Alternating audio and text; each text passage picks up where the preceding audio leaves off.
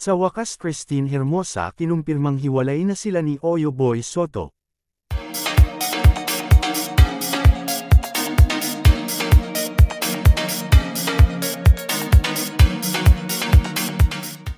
Nagsalita na si Christine Hermosa patungkol sa isyung kumakalat na hiwalay na umano sila ng asawa nito na si Oyo Boy Soto.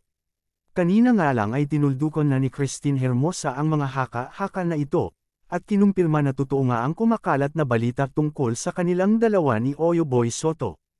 Inamin kasi nito na pinagbubuhatan daw umabo ito ng kamay ng kanyang asawa at binabaliktad lang daw nito para sa kanya lahat isisi ang kanilang hiwalayan issue.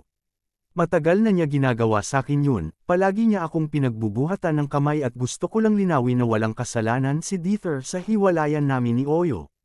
Yan ang naging pahayag ni Christine sa social media.